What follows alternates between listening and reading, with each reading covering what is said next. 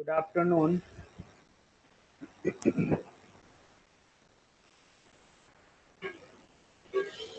Writing screen सभी को show हो रहा है?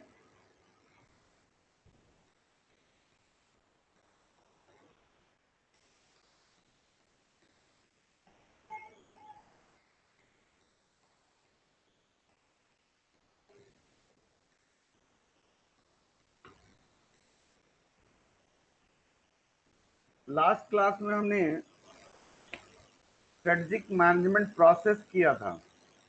स्ट्रेटजिक मैनेजमेंट प्रोसेस में हम लोगों ने डिस्कस किया था identify defining mission vision objective and identify the mission vision objective. Mission is doing peace and vision is dreaming peace. अब पहले हमें विजन डिसाइड करने होंगे। विजन में क्या हमारा डिसाइड करना होगा? Where we want to go, यानी हमारा मैं क्या अपना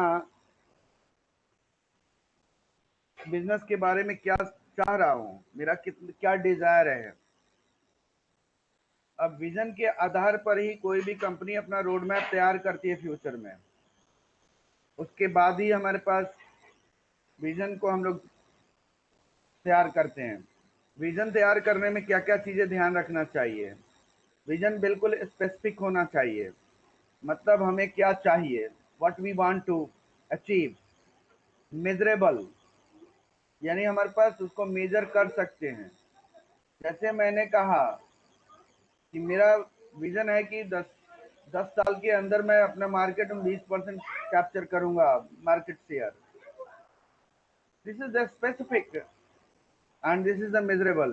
ये मेरा विजन है, मैं अपना उसके लिए सोच रहा हूँ, मैं चाह रहा हूँ कि मेरा बिजनेस यहाँ तक जाए। अचीवेबल, मतलब हम अचीवेबल भी होनी चाहिए। And this is related to the business, यानी बिजनेस से रेलिवेंट होना चाहिए, हम इरेलीवेंट बिजनेस के लिए नहीं। टाइम बाउंडिंग, ये सारी चीजें हम लोगों को विजन बनाने में हेल्प करता है। और विजन बनाने के लिए हम लोगों को सबसे पहले क्या क्या एलिमेंट ध्यान रखने हैं? What is our business and what is our present situation. In the present situation we have to analyze environment analysis and situational analysis। And हम लोगों के पास कौन कौन से वर्कर्स हैं, यानी जो ऑर्गेनाइजेशन में लोग इन्वॉल्व हैं वो कौन कौन से लोग हैं, और अभी हम क्या है, वेयर वी आर नाउ। ये सारे पॉइंट्स को ध्यान में रखते हुए हम लोग विजन तैयार करते हैं। उसके बाद हम लोगों का मिशन की बात आती है। मिशन में हम लोगों को सबसे पहले क्या करना है, यानी अब रोड मैप तैयार कर लिया मैंने, अब उसको कैसे कैसे हम लोग को वर्क कंप्लीट करना है, तो हम लोग का मिशन होगा। एंड ऑब्जेक्टिव मैंने डिस्कस लास्ट क्लास में भी किया था। तो इस मिशन विजन ऑब्जेक्टिव ये तीनों हमने लास्ट क्लास में भी डिस्कस किया था। उसके बाद हम लोगों ने कहा कि एनालिसिस, तो एनालिसिस में हमने स्वॉट एनालिसिस भी करेंगे।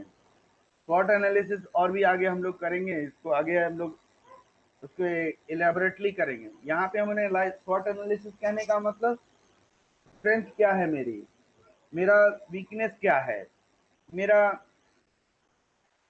अगर वीकनेस के आधार पर मुझे क्या थ्रेट्स मिल सकता है, अगर मेरा स्ट्रेंथ है तो उससे मैं क्या अपॉर्चुनिटी ग्रैब कर सकता हूँ, स्ट्रेंथ के कारण वीकनेस को कैसे मैं थ्रेट्स को कैसे रिड्यूस करूंगा। ये हमारा क्या होगा, ऑब्जेक्टिव होगा। किसके लिए? स्वॉट एनालिसिस के लिए।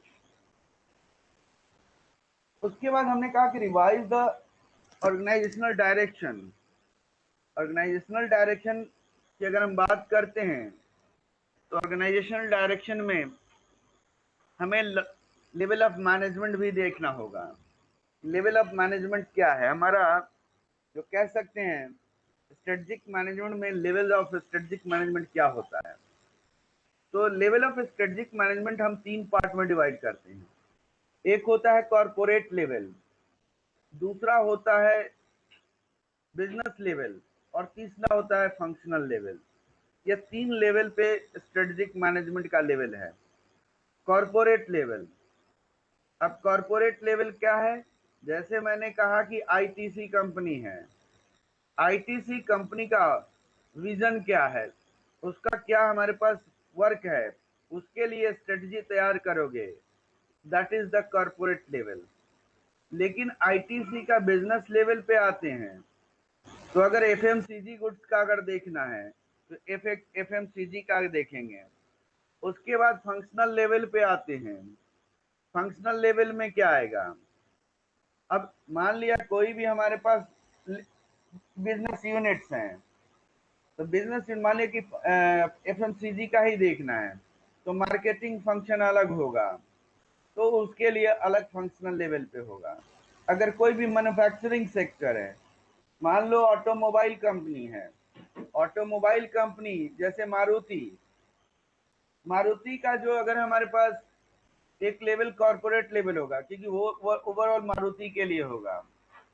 अब मारुति के द्वारा और अलग अलग प्रोडक्ट बनाई जा रही हैं, तो बिजनेस लेवल पे होगा, और हर प्रोडक्ट के लिए अलग अलग फंक्शन है। मैन्युफैक्चरिंग लेवल अलग हो गया हमारे पास, बिजनेस सॉरी मार्केटिंग लेवल अलग हो गया, तो ये हमारा फंक्शनल लेवल है। फंक्शनल लेवल में प्रोडक्शन, मार्केटिंग, टेस्टिंग, ये हमारा फंक्शनल लेवल है। और आप लोग इसको ऑपरेशन मैनेजमेंट में भी फंक्शनल लेवल पढ़ते थे, फंक्शनल लेवल वहां पे भी पढ़ा हुआ है, तो इसलिए वही फंक्शन हम लोगों को यहाँ पे इन्वॉल्व रखना है। तो चलिए अब यहाँ पे हम लोगों को 3 पार्ट में लेवल ऑफ मैनेजमेंट डिवाइड करेंगे।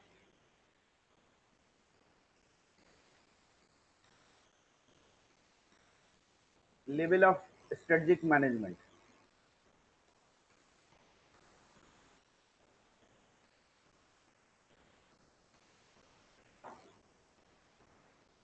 level of strategic management. First level is corporate level.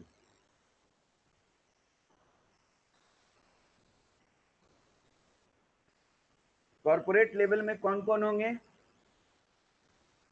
CEO होगा, chief executive officer, other senior officer, board of directors and corporate staff, क्योंकि कॉर्पोरेट लेवल पे कॉर्पोरेट स्टाफ होंगे, CEO, other senior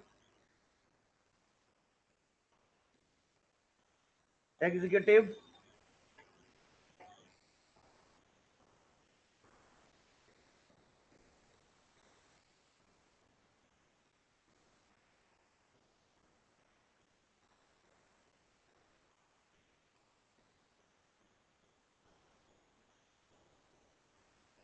other senior executive, board of directors,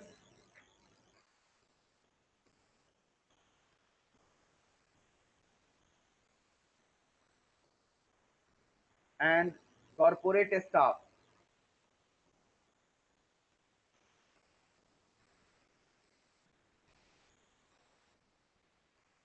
यह इनका formation है corporate level strategic management में।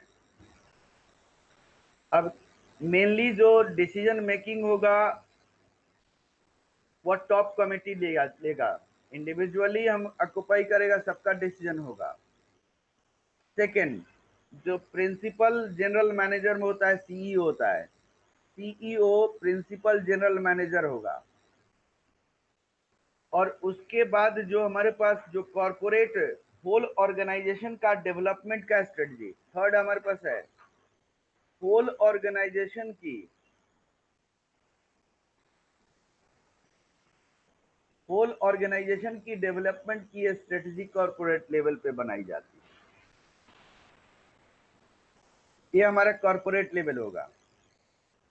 जैसे कोई भी अगर हम बात कर दे, कॉर्पोरेट लेवल में कई एक है हमारे पास,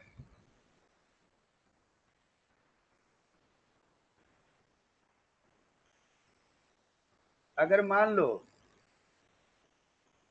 कोई भी अगर हम कंपनी लेते हैं, Reliance industry,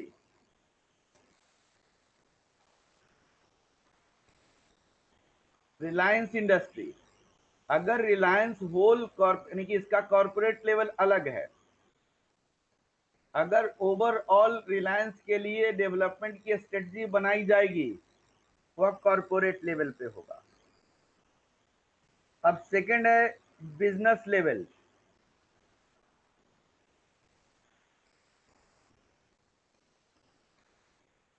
second is business level. अब यही रिलायंस की बात करें तो पेट्रोलियम का बिजनेस अलग होगा, कम्युनिकेशन अलग हो जाएंगे,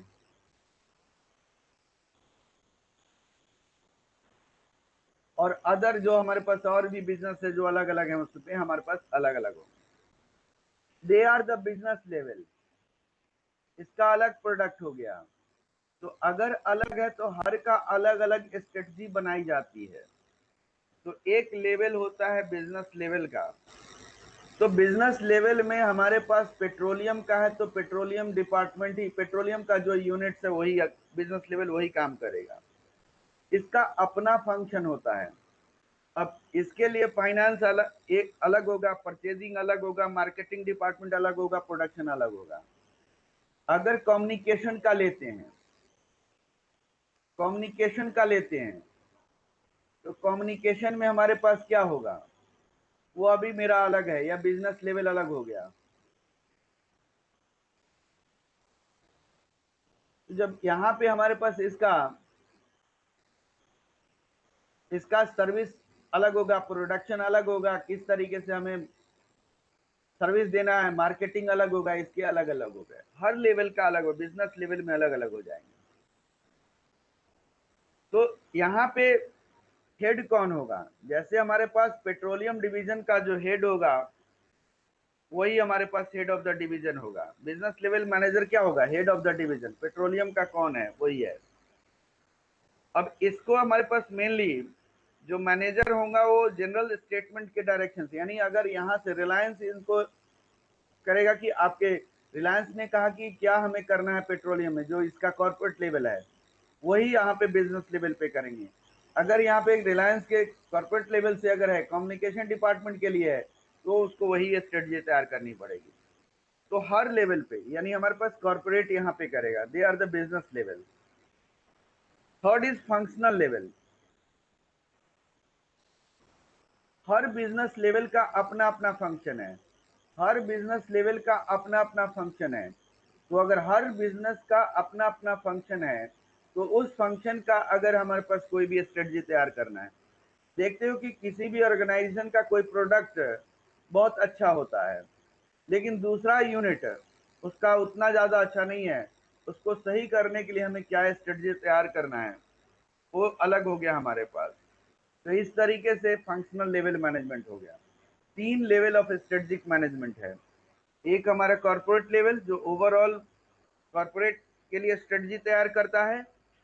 सेकंड हमारे पास है बिजनेस लेवल। तो अगर हमारे पास किसी भी और कंपनी का कई एक बिजनेस लेवल है तो उसके लिए अलग अलग सेट ऑफ डायरेक्शन तैयार किए जाएंगे, तो वह हमारे पास बिजनेस लेवल होगा। Third is functional level. हर बिजनेस लेवल का अपना अलग अलग फंक्शन होता है, तो उस फंक्शनल लेवल पे हमें अलग अलग डिसीजन मेक करना पड़ेगा। तो ये हमारे पास डिफरेंट लेवल ऑफ मैनेजमेंट्स हैं। किसी को डाउट है?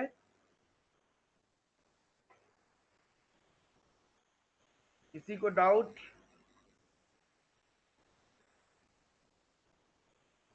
जो मैंने आप लोगों को दिया है मटेरियल उसको भी जरूर पढ़ लेंगे, मॉड्यूल के साथ में उसको पढ़ेंगे आप लोग, उसको आप लोग मॉड्यूल के साथ पढ़ेंगे।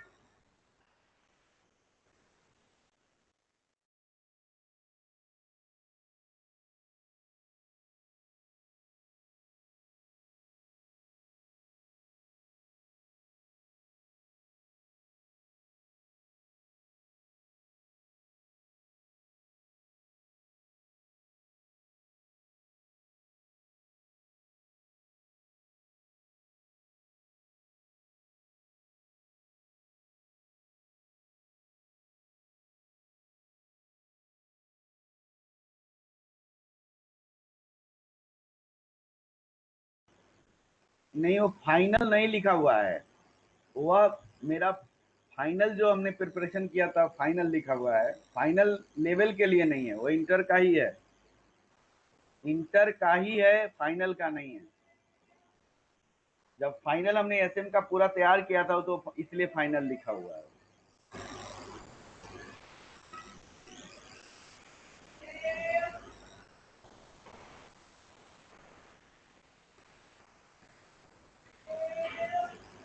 इसके बाद अब हम लोग आते हैं स्टडी नोट नंबर 2 पे। स्टडी नोट नंबर 2 जिसमें हम लोगों का है strategic planning and analysis. Strategic planning and analysis, तो अगर कोई भी हम स्ट्रेटेजिक एनालिसिस करेंगे और प्लान करेंगे तो सबसे पहले क्या इशू आता है। अगर हम कोई भी प्लान करते हैं तो कुछ इशू आएगा, एनालाइज करेंगे तो कुछ इश्यूज आएंगे, और वह कौन कौन से इश्यूज हैं उसके ऊपर भी हम लोगों को ध्यान देना होगा। तो चलिए हम लोग यहाँ पे सबसे पहले स्ट्रेटेजिक प्लानिंग एंड एनालिसिस में हम लोग यहाँ पे सबसे पहले क्या इशू होगा वह ध्यान देना है। तो इसमें हम लोग बुक पे आ जाते हैं जरा।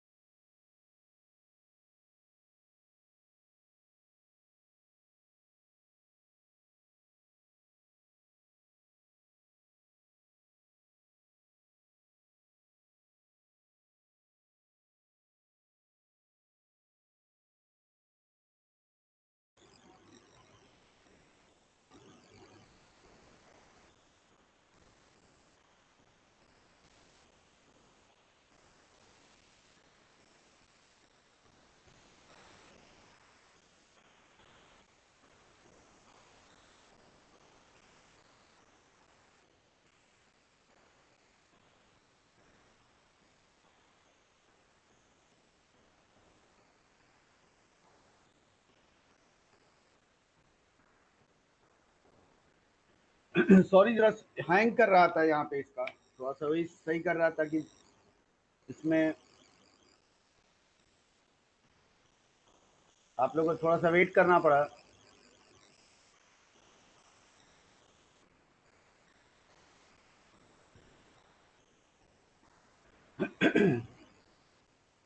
अगला हम लोगों का है, क्या इशू आता है किसी भी स्ट्रेटजिक एनालिसिस करने में।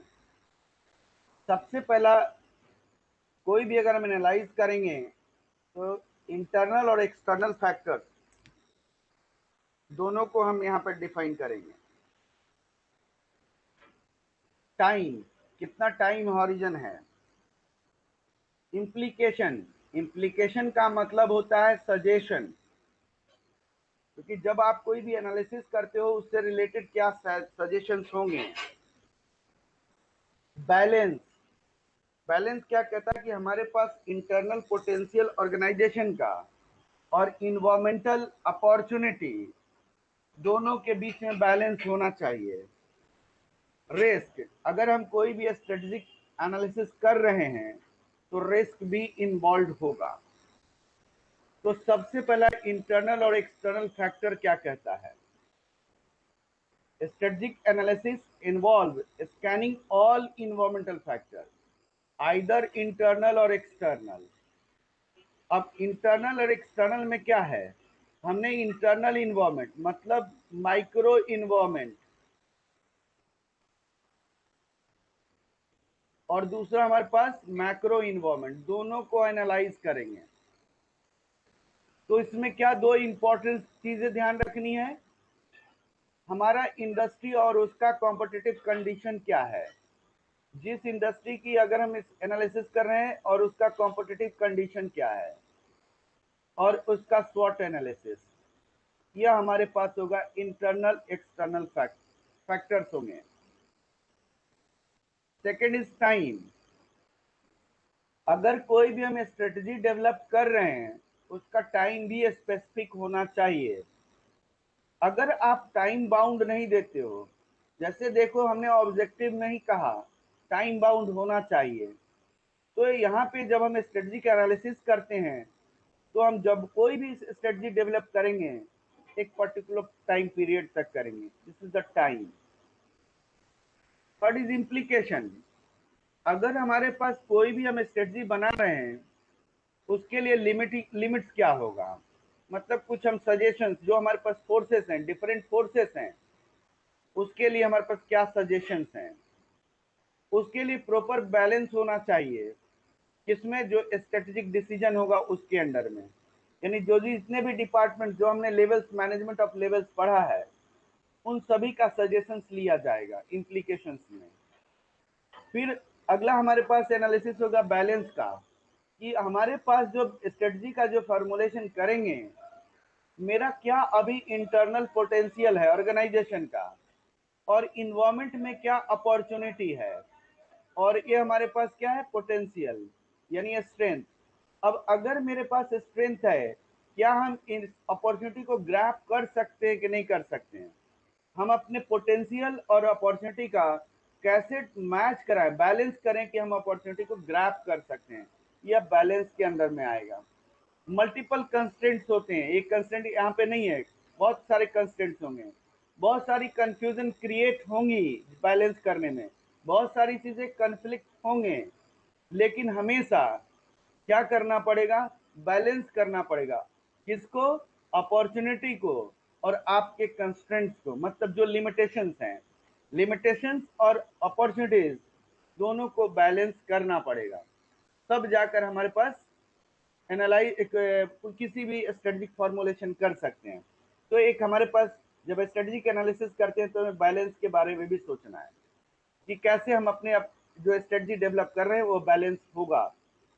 फिफ्थ इज रिस्क, हमारे पास रिस्क क्या है, रिड्यूस, वेरिएबल क्या करेगा, variables reduce the strategic balance in the organisation, क्योंकि रिस्क होता है जहां कॉम्प्लेक्सिटी होगा तो वहां पे आपका बैलेंस रिड्यूस हो जाएगा, क्योंकि अगर हमारे पास जितना ज्यादा रिस्क हाई होगा आपका बैलेंस उतना कम होता चला जाएगा। अब यहाँ पे क्या हमारे पास होगा risk, competitive market, globalisation, booms, recession, technology advancement, ये सब हमारे पास रिस्क हैं।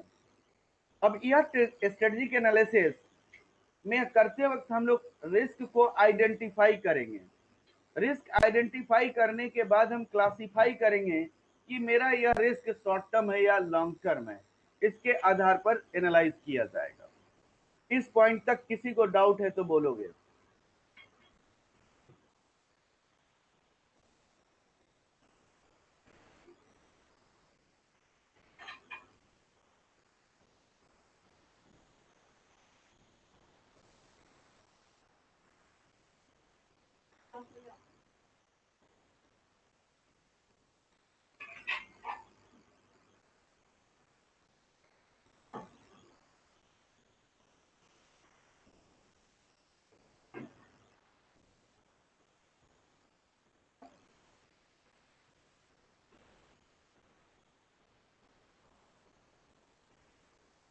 देखो, मैं दोबारा रिपीट करूं, कोई भी अगर स्ट्रेटेजिक एनालिसिस करोगे तो स्ट्रेटेजिक एनालिसिस करते वक्त क्या इशू क्रिएट होता है?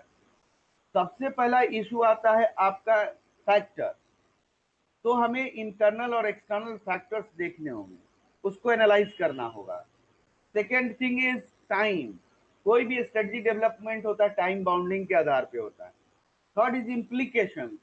यहाँ नहीं, हमारे पास जितने भी लेवल्स हैं, corporate level, business level and functional level, इन सभी का यहाँ पे क्या होता है, सजेशंस ली जाती है, उसके अकॉर्डिंगली हम इम्प्लीमेंट करते हैं।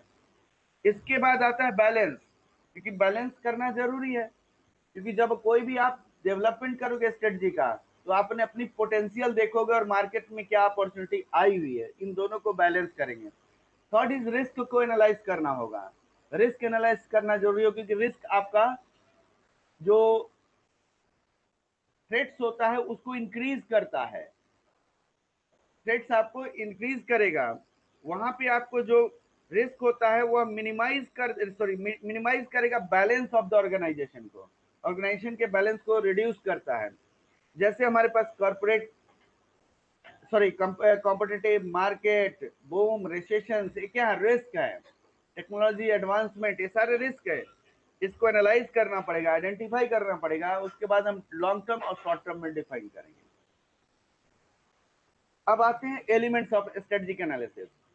अब जब स्ट्रेटेजिक एनालिसिस करेंगे तो उसका एलिमेंट्स क्या है? अब स्ट्रेटेजिक एनालिसिस में एलिमेंट्स, सबसे पहला, आप कोई भी एनालाइज कर रहे हो तो प्रोडक्ट के बारे में ध्यान रखना है। आपका प्रोडक्ट क्या है, आपका कॉम्पिटिटर क्या है, आपका डिस्ट्रीब्यूशन का क्या कंडीशन है, इन्वायरमेंट क्या है, अपॉर्चुनिटी क्या है। They are the elements of the strategic analysis या सिचुएशनल एनालिसिस, इसको हम कह सकते हैं। सिचुएशनल एनालिसिस का हमारे पास एलिमेंट्स क्या है? प्रोडक्ट। प्रोडक्ट कहने का मतलब what is your current product, आपके पास कौन कौन से करंट प्रोडक्ट्स हैं, और उसके बाद आपका क्या कोर प्रोडक्ट है, आपका क्या कोर प्रोडक्ट है, और क्या आपका सेकेंडरी प्रोडक्ट है।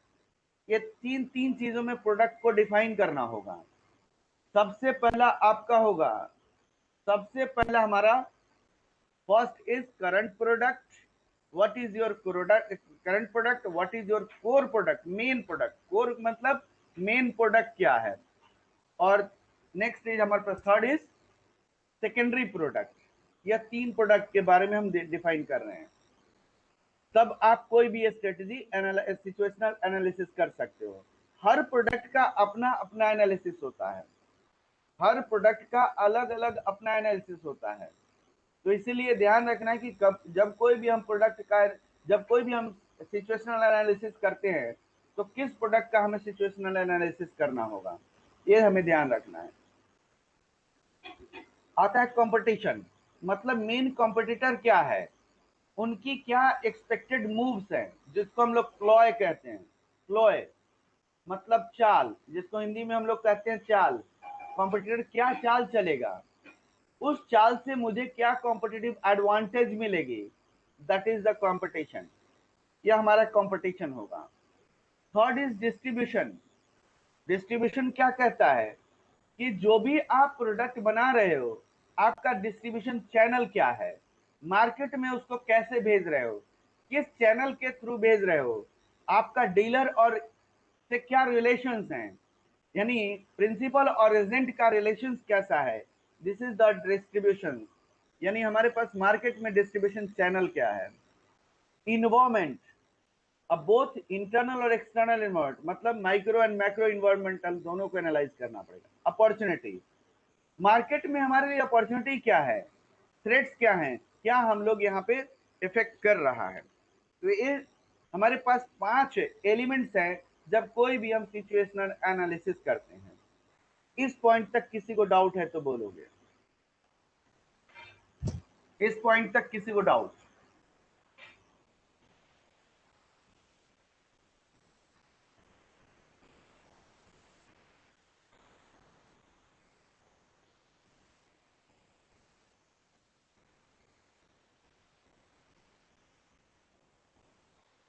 नेक्स्ट हमारे पास है, जब हम लोग कोई भी सिचुएशनल एनालिसिस या स्ट्रेटेजिक एनालिसिस करते हैं तो इंटरनल इन्वायरमेंट एनालिसिस और एक्सटर्नल इन्वायरमेंटल एनालिसिस करते हैं। तो यहाँ पे अगला हम लोगों का है कैसे इंटरनल एनालिसिस करेंगे और कैसे हम एक्सटर्नल इन्वायरमेंट एनालिसिस करेंगे, उसके अकॉर्डिंगली हमारे पास क्या अपॉर्चुनिटीज और थ्रेट्स होंगे, उसको हम यहाँ पे हम लोग करेंगे।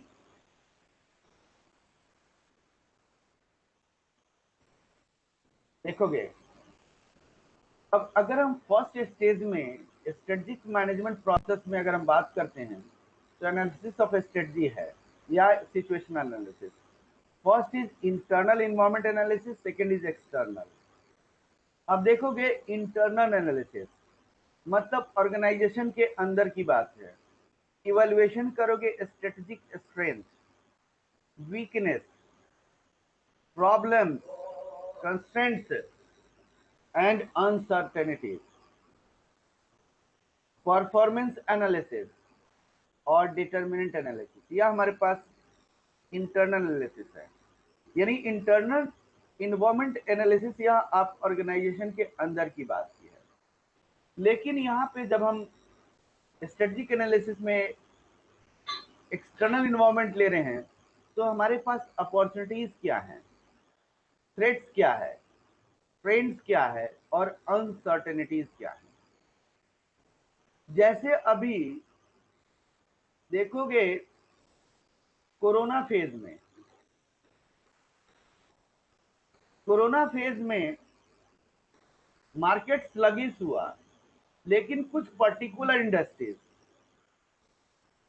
सॉफ्टवेयर इंडस्ट्रीज जो ऑनलाइन क्लासेस प्रोवाइड करते हैं, उनके लिए अपॉर्चुनिटी क्रिएट हो गया। तो यहाँ पे हमारे पास this is the external environment. तो एक्सटर्नल इन्वायरमेंट के कारण क्या अपॉर्चुनिटीज हैं, क्या थ्रेट्स हैं और क्या अनसर्टेनिटीज हैं। इसके अलावा हमारे पास यहाँ पे एनालाइज कैसे करेंगे, कस्टमर्स कौन से होंगे, कॉम्पिटिटर्स कौन कौन से होंगे, मार्केट क्या होगा, सप्लायर एंड इंटरमीडिएटरीज कौन होंगे और अदर इन्वायरमेंटल फैक्टर्स भी हो सकते हैं। अब अगर मैं बात करूं, आप लोग कहोगे कि परफॉर्मेंस एनालिसिस, जब मैं कोई भी इंटरनल ऑर्गेनाइजेशन को एनालाइज कर रहा हूं तो उसका परफॉर्मेंस एनालिसिस और डिटर्मिनेंट एनालिसिस दोनों करते हैं। अब परफॉर्मेंस एनालिसिस क्या होता है? परफॉर्मेंस एनालिसिस, जो मैं प्रोडक्ट बना रहा हूं उस प्रोडक्ट का कस्टमर का सेटिस्फैक्शन क्या है, ये एनालाइज करना होगा।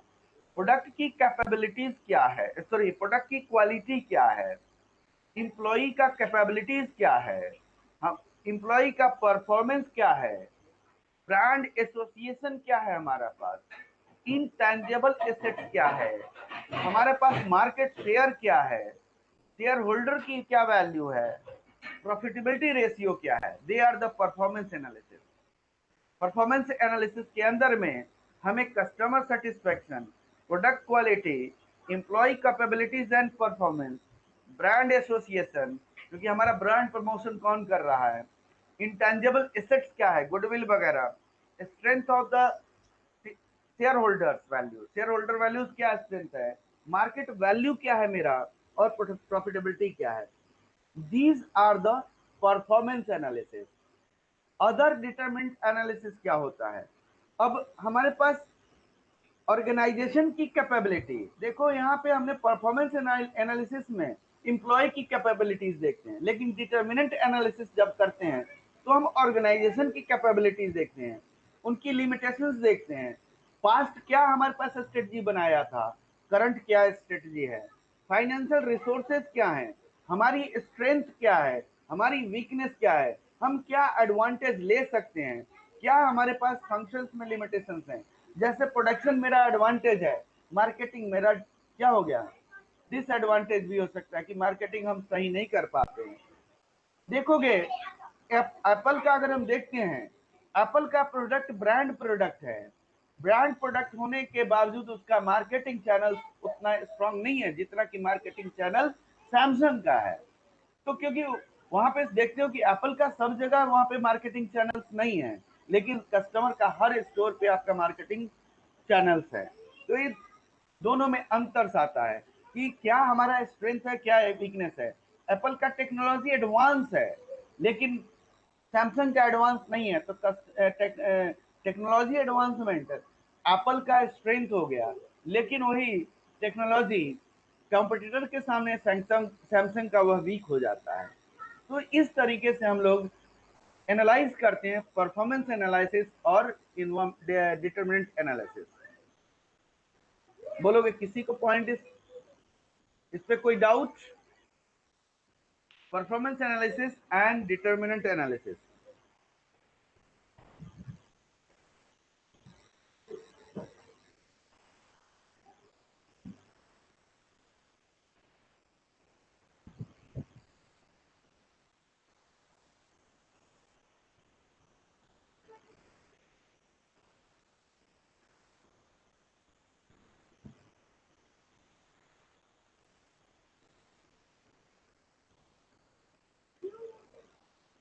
चलिए, अब हमारे पास अगर कोई भी इंडस्ट्री अगर एनालिसिस करता है तो क्या क्या हमारे पास फैक्टर्स ध्यान रखने होंगे कॉम्पिटिटिव एनालिसिस करते वक्त। कॉम्पिटिटिव एनालिसिस करते वक्त तो सबसे पहले कॉम्पिटिटिव एनालिसिस अगर हम करते हैं तो कैसे करेंगे।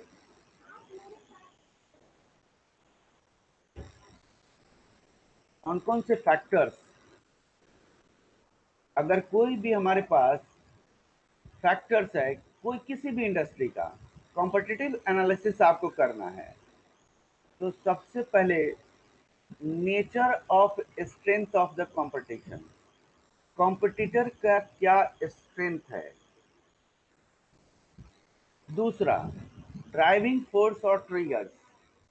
ड्राइविंग फोर्स और ट्रिगर्स क्या कहता है, एक्सटर्नल फोर्सेस क्या हैं जो इफेक्ट कर सकता है। हमारे पास इंटरनल फोर्सेस क्या हैं, वह क्या है, नॉलेज, मैनेजमेंट, वर्क फोर्स, इसका एनालिसिस करना। कॉम्पिटिटर के पास क्या इंटरनल एक्सटर्नल फोर्सेस हैं, उसको कैसे वो हैंडल कर रहा है, और हमारा नॉलेज क्या है, और उसकी कंपटीशन का क्या टेक्निक है, वो किस टाइप से उसका ऑपरेटिंग सिस्टम है, ये इसमें हम लोग एनालाइज करते हैं। मार्केट पोजीशन, हमारा मार्केट पोजीशन और कॉम्पिटिटर का मार्केट पोजीशन, ये आपको एनालाइज करना ही पड़ेगा। जब तक आप इसको एनालाइज नहीं करोगे कॉम्पिटिटर को बीट नहीं कर सकते। उसके बाद कॉम्पिटिटिव इंटेलिजेंस। कॉम्पिटिटिव इंटेलिजेंस मतलब आपको इंफॉर्मेशन अपने कॉम्पिटिटर का आना चाहिए और वह इंफॉर्मेशन सही आना चाहिए। क्या वह करने जा रहा है उसी के अकॉर्डिंगली। आपका की सक्सेस फैक्टर क्या है, मतलब आपका स्ट्रॉन्ग एरियाज क्या है, उसी के आधार पर आप कर सकते हैं। यानी हम कॉम्पिटिटर का क्या सक्सेस फैक्टर है और मेरा क्या सक्सेस फैक्टर है, अब उसको अगर मुझे compete करना है इसके ब्रांड सक्सेस फैक्टर यानी कि की सक्सेस फैक्टर के ओवर हमें काम करना पड़ेगा। प्रॉफिट इंडस्ट्री आउटलुक, ऑर्गेनाइज यानी कॉम्पिटिटर का क्या प्रॉफिट है, हमारा क्या प्रॉफिट है। की इंडस्ट्री ट्रेड्स, कि यानी कि इंडस्ट्री में क्या पोजीशंस है, यह हम लोग को ध्यान रखना होता है। तो की इंडस्ट्री ट्रेड्स में हमें अलग अलग चीज़ें हैं, कई एक फैक्टर्स होता है। हमारा राइवल्स क्या है, हमारा मार्केट साइज क्या है, कॉम्पिटिटर का मार्केट साइज क्या है, कॉम्पिटिटर में कितने बायर्स हैं। देखते हो आजकल मीडिया में भी बहुत ज़्यादा कंपटीशन है। देखते हो कि हमारे इतने लाख रीडर्स हैं। हिंदुस्तान, कभी हिंदुस्तान टाइम्स अपना निकालता है कि हमारे इतने रीडर्स हैं, कभी टाइम्स ऑफ इंडिया निकालता है कि हमारे इतने रीडर्स हैं। उसके अकॉर्डिंगली हम लोग की ट्रेड्स बनाते हैं, इंडस्ट्री का क्या की ट्रेड्स है, उसके अकॉर्डिंगली मार्केट में ग्रोथ का रेट क्या हो सकता है, ये सारी डिसीजन ली जा सकती है।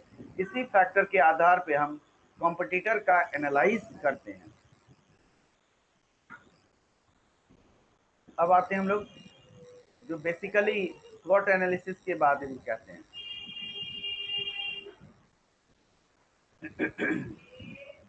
स्ट्रेंथ, स्ट्रेंथ क्या होता है? आपका इनहेरेंट कैपेबिलिटीज होता है। किसी भी फर्म का इनहेरेंट कैपेबिलिटीज स्ट्रेंथ होता है, जिसके द्वारा आप कॉम्पिटिटर पे एडवांटेज ले लेते हो। वीकनेस, इनहेरेंट लिमिटेशंस, आपके लिमिटेशंस हैं, दैट इज द इनहेरेंट, जिसके कारण आपको कॉम्पिटिटर से कभी कभी आपको डिसएडवांटेज भी मिल जाएगा।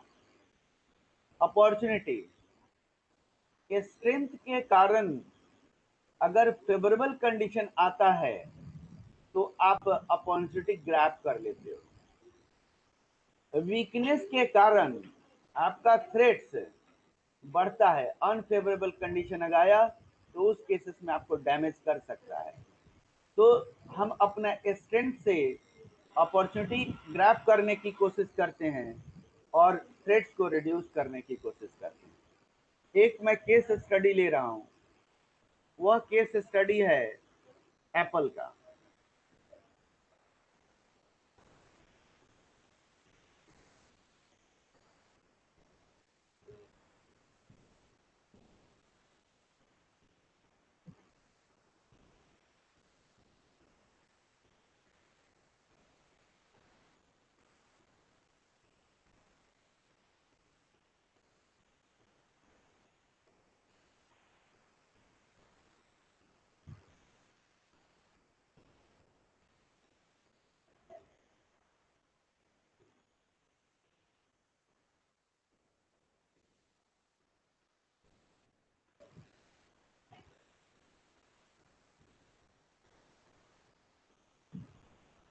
सभी को केस स्टडी शो हो रहा है? सभी को यह केस स्टडी शो हो रहा है?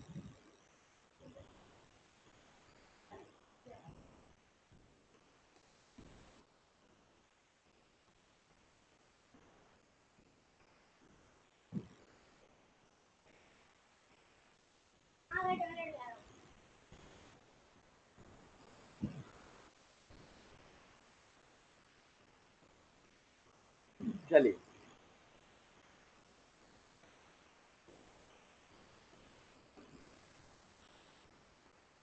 अगर हम लोग एप्पल इनकॉर्पोरेशन का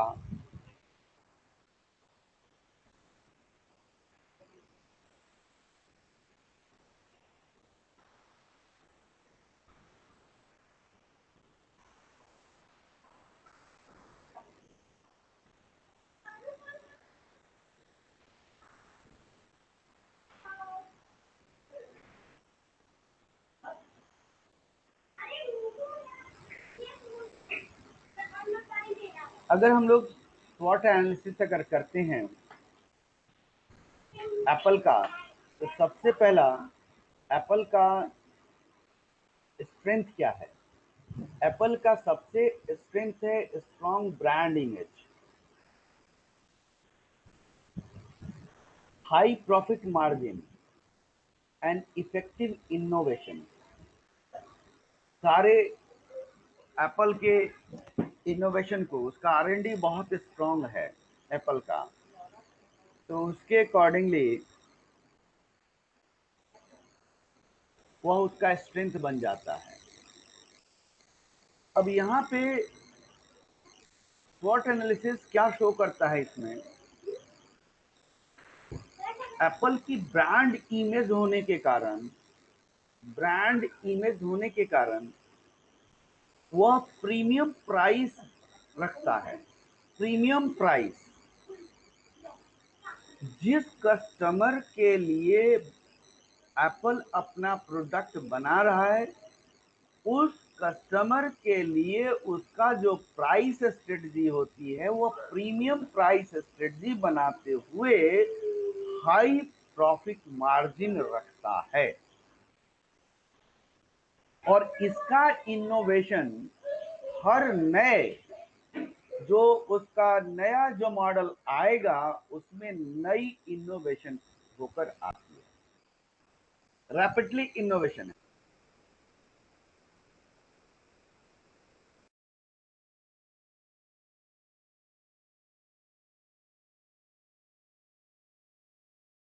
एप्पल का ब्रांड इमेज हाई है,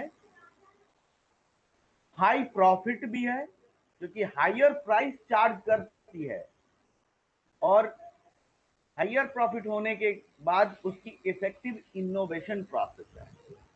this is the strength of the analysis. अगर आपको स्वॉट एनालिसिस का, चलिए यहाँ पे क्वेश्चन तो आपको पूरा का पूरा लिखने के लिए नहीं आएगा, लेकिन कुछ टाइपिंग टाइप पार्ट आता है, तो कहीं पे भी अगर स्वॉट एनालिसिस के बारे में आपको डिस्क्राइब करना हो तो आप एक केस स्टडी जरूर डाल देना, ताकि आप लोगों को वहां पे मार्क्स कटेगा नहीं, मार्क्स मैक्सिमम मिलेगा।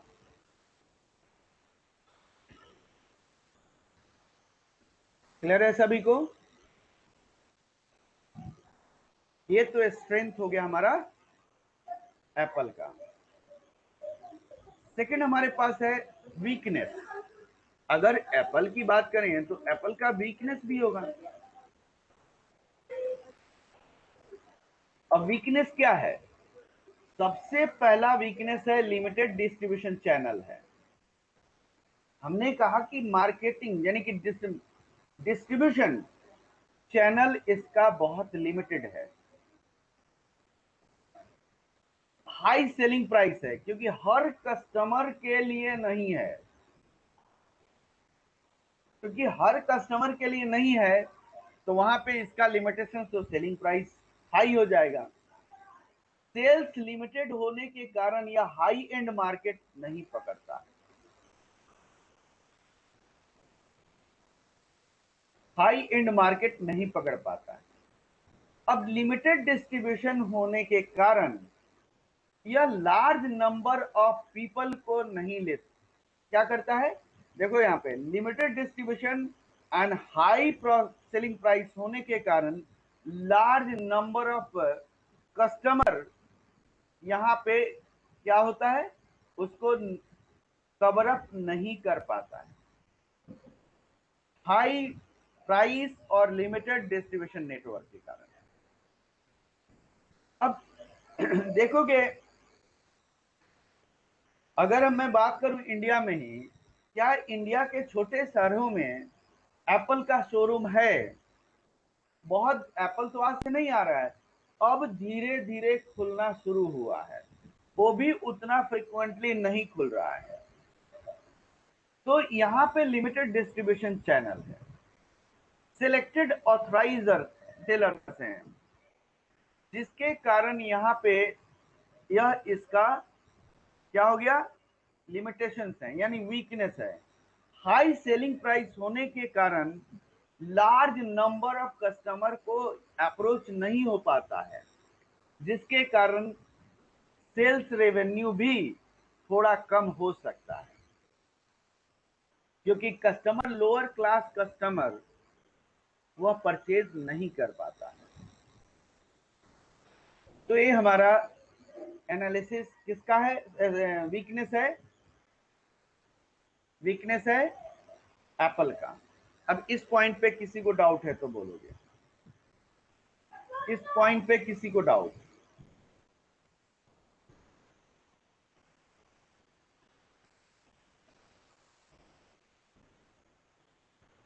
अगला हमारे पास है अपॉर्चुनिटी। अब एप्पल के लिए अपॉर्चुनिटी क्या है? अगर मार्केट में, ध्यान देना, मार्केट में अगर डिस्ट्रीब्यूशन नेटवर्क एक्सपेंशन करे तो उस केसेस में पर्टिकुलर एरियाज में उस प्रोडक्ट के लिए जो कस्टमर हैं, जो हाई प्राइसिंग पेड कस्टमर हैं, वह उनको परचेज करेगा।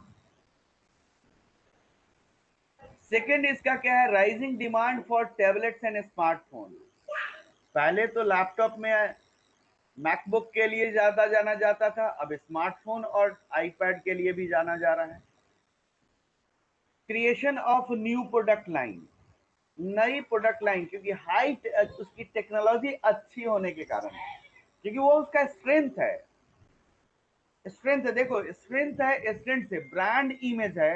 अगर डिस्ट्रीब्यूशन चैनल अपने एक्सपैंड कर दिया तो उसका मार्केट में अच्छा शेयर हो जाएगा, डिमांड बढ़ जाएगी अगर वह डिस्ट्रीब्यूशन चैनल्स होता है, बनाता है ब्रांड इमेज के कारण। Creation of new product line, high technology होने के कारण नई टेक्नोलॉजी एडवांसमेंट लाता है, जिसके कारण यह ग्लोबल मार्केट में अपना नया प्रोडक्ट लाइन इंट्रोड्यूस कर सकता है। तो यह इसका स्ट्रेंथ हो गया। थ्रेट्स, थ्रेट्स क्या है? अब एप्पल के सामने बहुत सारे थ्रेट्स भी हैं, कॉम्पिटिटर भी ज्यादा हैं। अब देखते हो कि एप्पल के ही सारे फीचर्स सस्ते वाले में मिल जाते हैं, मैक्सिमम फीचर्स मिल जाएगा, क्योंकि जो कस्टमर हाई प्राइस पेड नहीं वो उसको कवर अप कर लेता है। तो यहाँ पे अग्रेसिव कंपटीशन इसका क्या है? हमारे पास थ्रेट्स हैं। बाकी अदर कंपटीटर जैसे सैमसंग, आजकल एमआई आ गया, वन प्लस आ गया, तो क्या कर रहा है? ये सारे अग्रेसिव कॉम्पिटिशन कर रहे हैं, कॉपी, इसका कॉपी भी हो रहा है, जिसको हम कहते हैं इमिटेशन। तो इमिटेशन के कारण भी थ्रेट्स हो सकता है। लेबर कॉस्ट राइज है, जहां पे एप्पल का प्लांट लोकेटेड है वहां पे हाई कॉस्ट है लेबर का, तो उस केसेस में वहां भी कॉस्ट बढ़ रहा है। तो यह थ्रेट्स हैं, यह थ्रेट्स हमारे पास किसके हो गए? एप्पल के हो गए। क्लियर है सभी को यहां तक? किसी को डाउट इस पॉइंट तक?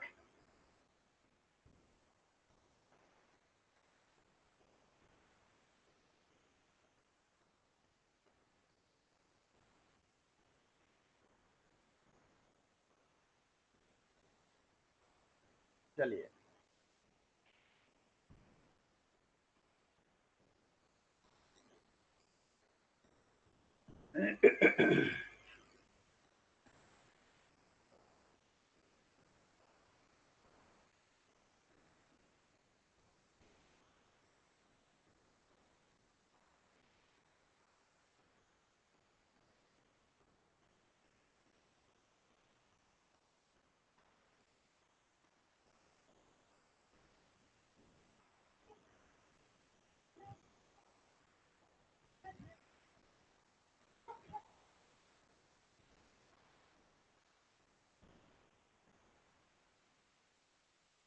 आपको मैंने यहाँ पे, आप लोग थोड़ा सा पॉइंट्स इसको जरूर पढ़ लेंगे स्वॉट एनालिसिस के बारे में, और मैंने लिस्ट दे दिए हैं कि क्या क्या हमारे पास, स्ट्रेंथ का क्या लिस्ट होगा, वीकनेस का क्या है, अपॉर्चुनिटीज क्या क्या है, थ्रेट का क्या है, ये हमारे पास आता है। इसके बाद हम लोग आते हैं अब पोर्टफोलियो एनालिसिस में।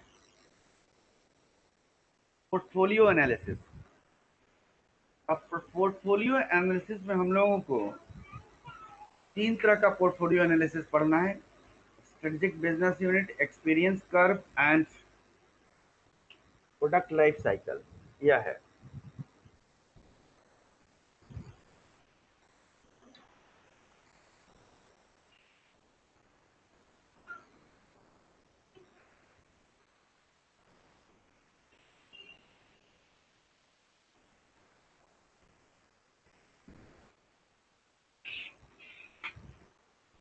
चलिए, हमारे पास different types of portfolio models होता है। पोर्टफोलियो एनालिसिस क्या होता है? सबसे पहले पोर्टफोलियो एनालिसिस एक सेट ऑफ टेक्निक्स है जो बिजनेस के रिगार्डिंग हम कोई भी स्ट्रेटेजिक डिसीजन लेते हैं। Portfolio is a set of techniques, मतलब देयर आर मेनी टेक्निक्स, इसमें कई एक टेक्निक्स इन्वॉल्व होंगे जो बिजनेस के रिगार्डिंग स्ट्रेटेजिक डिसीजन लिया जा सकता है। पोर्टफोलियो एनालिसिस एक टूल्स है जो अपने business, product line, business units को आइडेंटिफाई और इवैल्यूएट कर सकते हैं। इसके द्वारा किसी भी बिजनेस के कलेक्शंस को और प्रोडक्ट को हम लोग मार्कअप कर सकते हैं, बढ़ा सकते हैं। अगर आपका बेस्ट पोर्टफोलियो है तो आपका कंपनी का स्ट्रेंथ और वीकनेस, अपॉर्चुनिटीज और थ्रेट्स को आप लोग सही तरीके से हैंडल कर सकते हैं। डेफिनेशंस के आधार पर हम लोग ये कह सकते हैं, portfolio is a set of technique that help in taking a strategic decision with regard to the business, and it is a management tools to identify and evaluate various business product line, business units। ये हमारे पास main definitions हैं। अब जब हम portfolio analysis की बात करते हैं तो हमें इस तीन यहाँ पे स्ट्रेटेजिक बिजनेस यूनिट करेंगे। पहला portfolio analysis, first is strategic business unit, second is experience curve, this is the learning curve, and third is product life cycle। Product life cycle आप लोग प्रोजेक्ट मैनेजमेंट में भी किया होगा। प्रोडक्ट लाइफ साइकिल आपने project management में भी किया होगा, सॉरी ऑपरेशन मैनेजमेंट में। प्रोडक्ट लाइफ साइकिल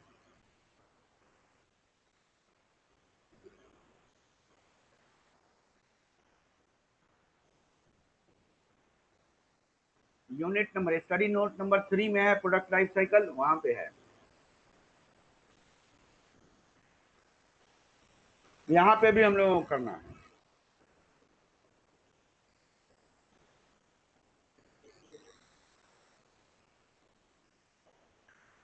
देखोगे, अब स्ट्रेटेजिक बिजनेस यूनिट होता क्या है? सबसे पहला, अगर मैं बात करूं स्ट्रेटेजिक बिजनेस यूनिट का, इसके बाद मैं करूंगा, देखो पोर्टफोलियो एनालिसिस क्या है, इसके अंदर तीन पार्ट्स हैं, तीन कंसेप्ट्स हैं। इसके बाद कौन कौन से फैक्टर हमें पोर्टफोलियो स्ट्रेटजी बनाने में इफेक्ट करता है वो हमें ध्यान रखना पड़ेगा, तो वो हम लोग देखेंगे। सबसे पहला एसबीयू, नेस्ले का सभी ने नाम सुना होगा। नेस्ले,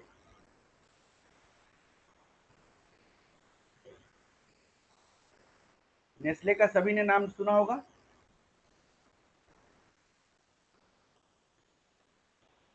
नेस्ले का मेन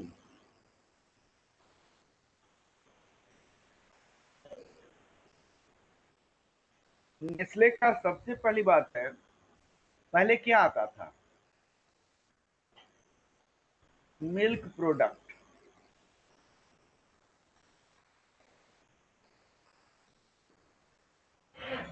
स्टार्टिंग यहीं से हुआ था।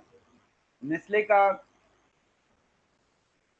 मिल्क पाउडर आता था, कई एक तरह का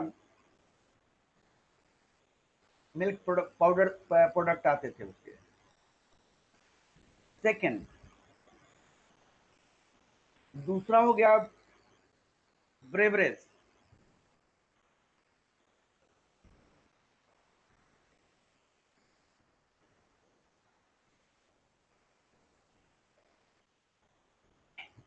जिसमें वाटर, सोडा और भी प्रोडक्ट्स हैं ब्रेवरेज में। एंड थर्ड इज हमने लिया chocolate and cookies.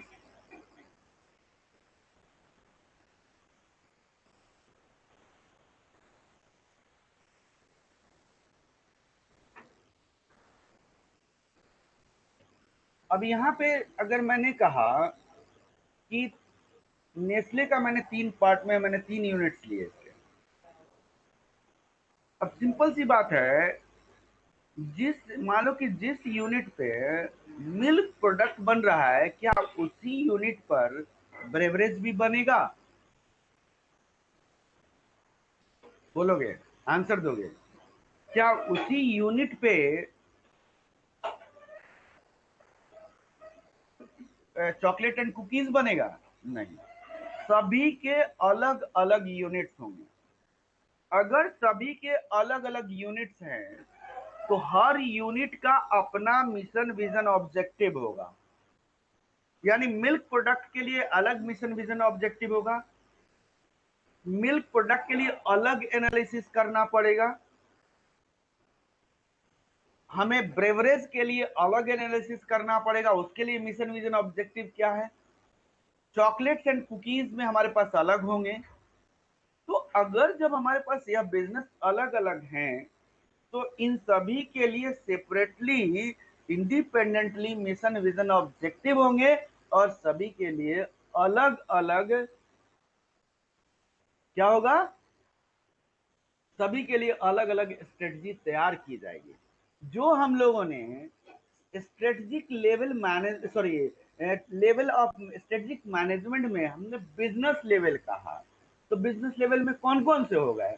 Business level में मेरा नेस्ले के लिए अगर मैं देखता हूं तो मिल्क प्रोडक्ट का बिजनेस यूनिट अलग हो गया, तो उसके लिए बिजनेस लेवल अलग है, ब्रेवरेज के लिए अलग है, और मेरा जो मिल्क चॉकलेट्स एंड कुकीज के लिए अलग हो गया। They are the different. सभी के लिए अलग अलग क्या होंगे, एनालिसिस की जाएगी। This is the strategic business unit. Clear है? किसी को डाउट इस पॉइंट पे?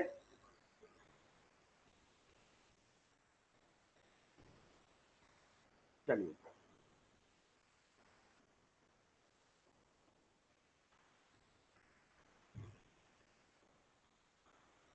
नेक्स्ट हमारे पास है, अब देखोगे सबसे बड़ी बात है कि अगर मैं स्ट्रेटेजिक बिजनेस यूनिट की बात करूं तो हर बिजनेस का अलग अलग कॉम्पिटिटर होता है। ध्यान रखना, हर बिजनेस का अलग अलग कॉम्पिटिटर होता है। जैसे नेस्ले का मिल्क प्रोडक्ट का अगर अलग है तो अमूल वाले अलग हो जाते हैं, तो वो अलग कॉम्पिटिटर हो गए। ब्रेवरेज में अलग हो गया, नेस्ले का वाटर सोडा अलग होता है तो दूसरी कंपनी का अलग होगा।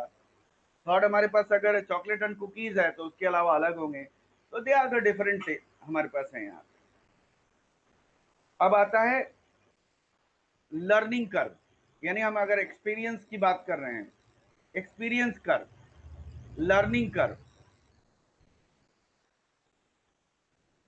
लर्निंग कर्व क्या होगा? अभी देखोगे हमने फीचर्स यहां लिखे, ये सारी चीजें वही हैं। एक्सपीरियंस कर्व, अब अब मान लो कि जैसे जैसे लर्निंग कर्व आप लोगों ने कॉस्टिंग में भी पढ़ा है, लर्निंग कर्व कॉस्टिंग में भी पढ़े हो। अब लर्निंग कर्व क्या कहता है? जैसे जैसे रिपीटेटिव वर्क मैं करूंगा तो मेरा एफिशिएंसी बढ़ेगा, टाइम कम लगेगा, टाइम जीरो नहीं होगा।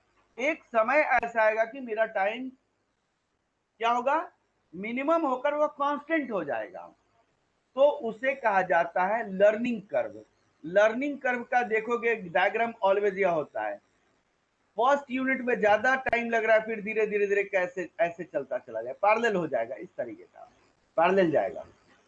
तो अगर रिपीटेटिव वर्क होता है तो उस केसेस में हमारे पास जो एफिशिएंसी वर्कर की इंक्रीज कर जाती है, जिसके कारण हमारा प्रोडक्शन इंक्रीज करेगा और कॉस्ट डिक्रीज करेगा।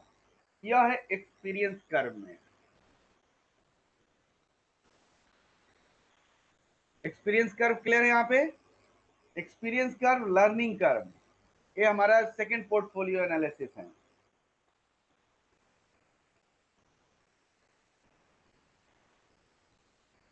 किसी को डाउट?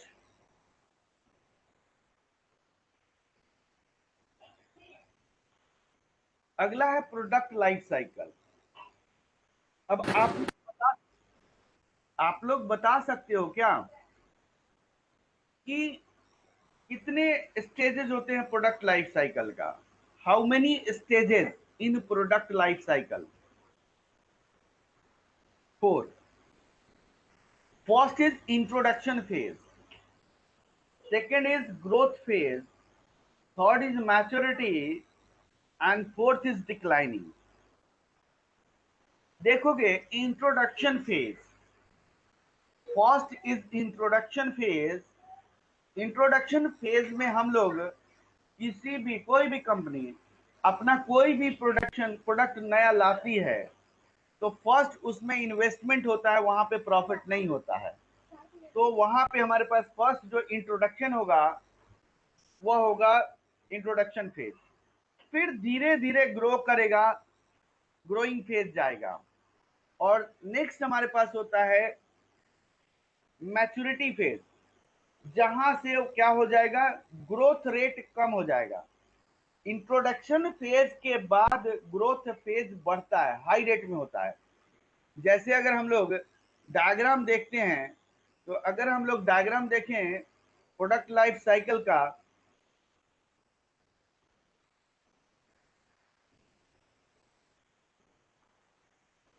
इस तरीके से चलता है। अब देखोगे यहां पे यह तो मेरा इंट्रोडक्शन फेज है, यहां तक ग्रोइंग फेज है, यहां से मैच्योरिटी फेज है, और ये मेरा डिक्लाइनिंग फेज हो गया।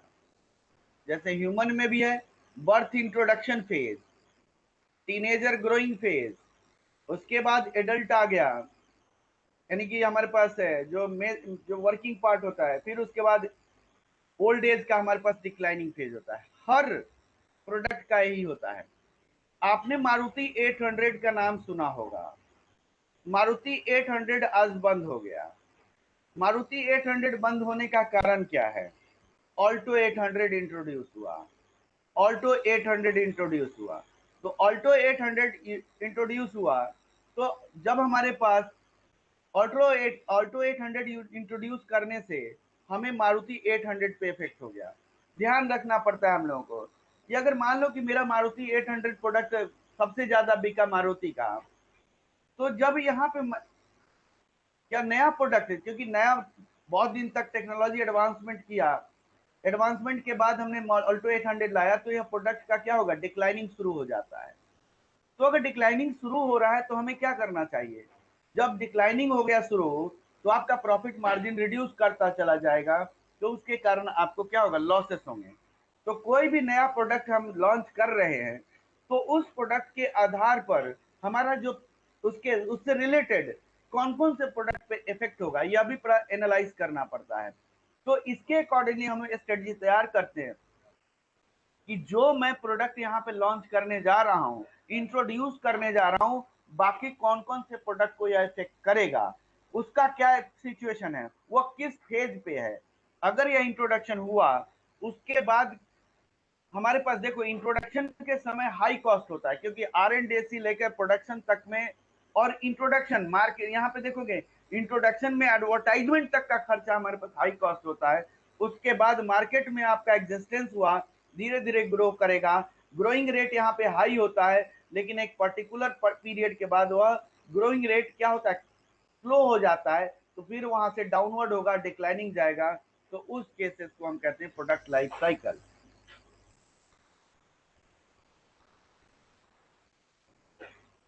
क्लियर है सभी को इस पॉइंट तक?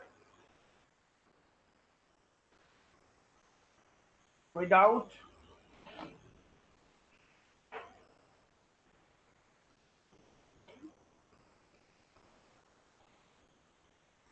चलिए अगला हम लोगों का है, अब हम लोग और फैक्टर्स बता दें कि कौन कौन से फैक्टर्स अफेक्ट होता है पोर्टफोलियो स्ट्रेटजी बनाने में।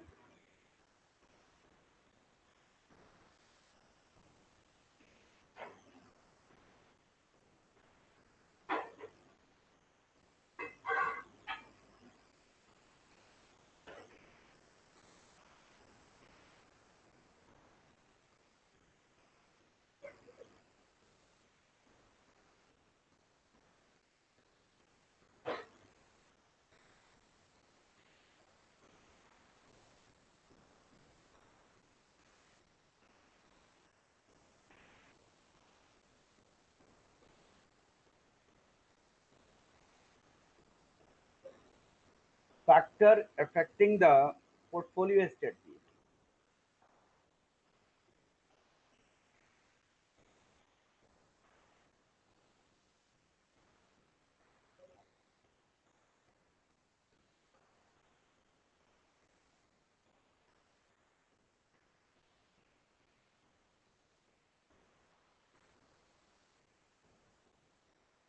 अगर कोई भी हम पोर्टफोलियो स्ट्रेटजी तैयार कर रहे हैं तो सबसे पहला फैक्टर है मिशन एंड विजन। ऑर्गेनाइजेशन का मिशन एंड विजन क्या है?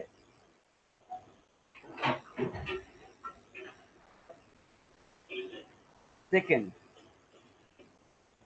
Value system.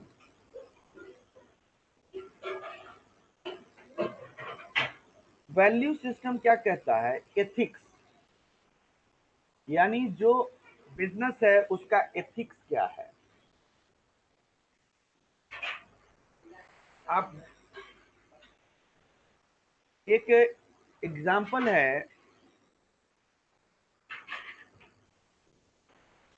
मुरुगप्पा ग्रुप है। मुरुगप्पा ग्रुप है जिसने ईआईडी पेरी को टेक ओवर कर लेता है। एक कंपनी है मुरुगप्पा।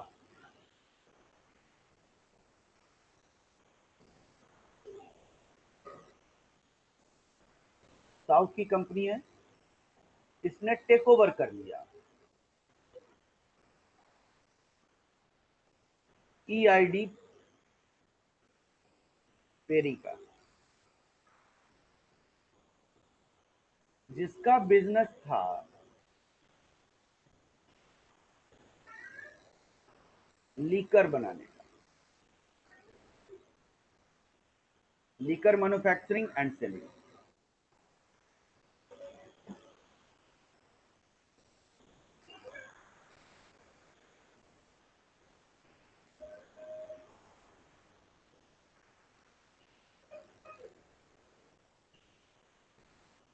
अब देखो, मुरुगप्पा ने पहले टेक ओवर कर लिया ईआईडी पेरी को, और ईआईडी पेरी लीकर बनाती है। तो मुरुगप्पा का बिजनेस एथिक्स है कि मैं सोसाइटी को कोई भी किसी तरीके से हानि ना पहुंचाऊं। सोशल रिस्पॉन्सिबिलिटीज, क्योंकि अगर मैं लीकर बेचूंगा तो सोशल के लोग उसे कंज्यूम करेंगे, जिसके कारण हमारा समाज खराब होगा। ये इसकी वैल्यू एथिक्स थी, वैल्यू सिस्टम था। इसने क्या किया, इस ईआईडी पेरी को अपना जो यूनिट्स है वो उसको बेच दिया किसी दूसरे को, क्योंकि वह अनएथिकल बिजनेस नहीं कर पा रहा था। तो इसलिए यहाँ पे वैल्यू सिस्टम यहाँ यूज किया जाता है कोई भी पोर्टफोलियो स्ट्रेटजी बनाते हैं। यह एग्जाम्पल आपके मॉड्यूल में भी होगा। वैल्यू सिस्टम समझ में आ गया? जैसे हिंदू है, हिंदू न्यूज़पेपर का नाम आप लोगों ने सुना होगा। हिंदू न्यूज़पेपर में किसी भी स्मोकिंग व लीकर का कोई भी ऐड नहीं आता है। आप कभी भी उठा के देखना।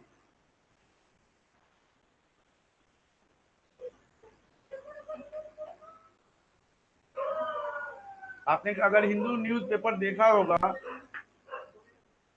तो वहां पे अनएथिकल कोई भी ऐड नहीं आता है। आप लोगों ने कभी देखा है कि नहीं देखा है उसमें? अगर हिंदू न्यूज़पेपर अगर कभी पढ़ने का मौका मिला हो,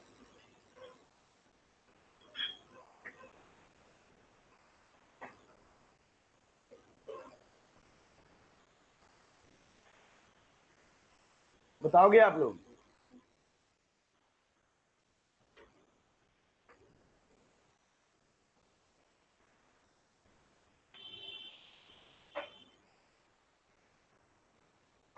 टाइम्स ऑफ इंडिया और हिंदुस्तान टाइम्स में जितना ऐड आता है उतना हिंदू न्यूज़पेपर में नहीं आता है। और हिंदू न्यूज़पेपर में ऐड वही आएगा जो आपका एजुकेशन से रिलेटेड होगा। जितने भी आईएएस और केट और यूजीसी सीएसआईआर का जितना एडवर्टाइजमेंट होगा वो ज़्यादा होता है, बाकी और अनएथिकल कोई भी नहीं आता है ऐड उसमें। कभी भी आपको एक अखबार तो देखना, बहुत अच्छा अखबार है, वो पढ़ने वाला स्टूडेंट्स के लिए खास करके ज़्यादा अच्छा है। वैल्यू सिस्टम किसी को डाउट है इसमें?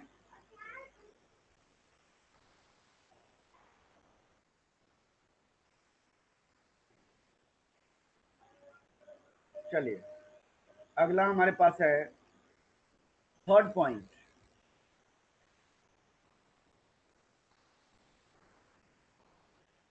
हमारा बिजनेस का फ्यूचर क्या है? फ्यूचर ऑफ करंट बिजनेस, जो मैं अभी बिजनेस कर रहा हूं उसका करंट में फ्यूचर क्या है? फ्यूचर में क्या करंट बिजनेस का है? Future of current business.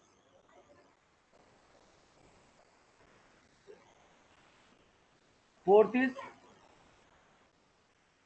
Position on portfolio matrix.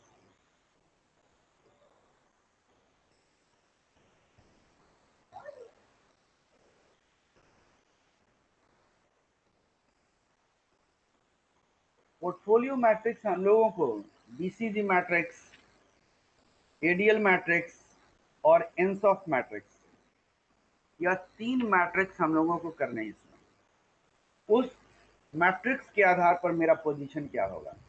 BCG matrix, ADL और एनसॉफ, यह आप लोगों के लिए मोस्ट इंपॉर्टेंट है। ये पोर्टफोलियो में यह तीन मोस्ट इंपॉर्टेंट है जो मैट्रिक्स होंगे उस मैट्रिक्स में।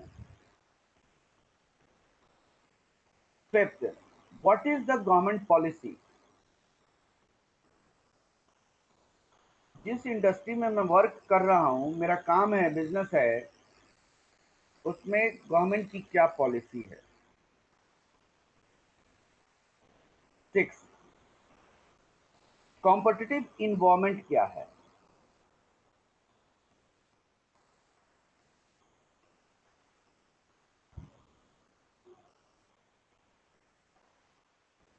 सेवन, कॉम्पिटिटिव मूव्स क्या है?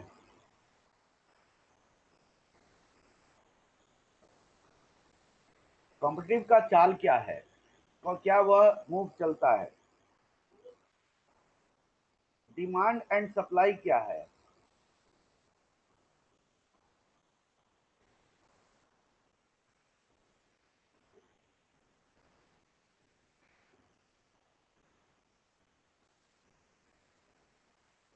बिजनेस इन्वेस्टमेंट क्या है?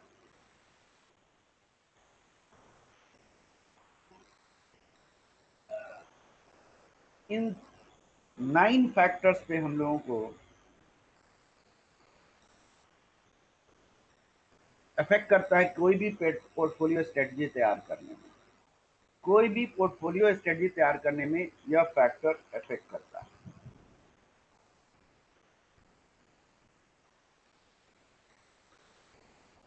अब हम लोग को जो पोर्टफोलियो मैट्रिक्स पढ़ना है अब इसमें, वह है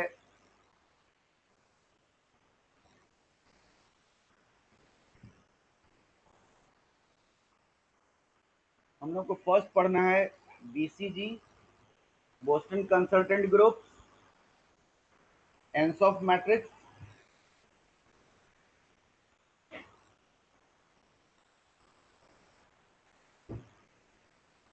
product matrix and third is ADL matrix.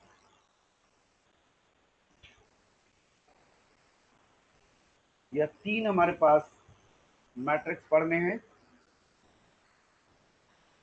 जिसे हम लोग नेक्स्ट क्लास में करेंगे।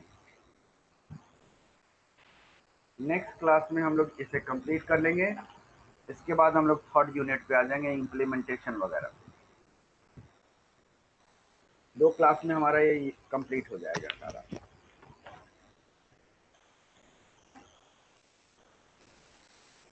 आज हम लोग यहाँ तक करेंगे। नेक्स्ट क्लास में बीसीजी मैट्रिक्स, उस पर केस स्टडी, एनसॉफ मैट्रिक्स और रेडियल मैट्रिक्स उसके बाद हम लोग फॉर्मुलेशन एंड इम्प्लीमेंटेशन पे आ जाएंगे। Formulation and implementation and then control.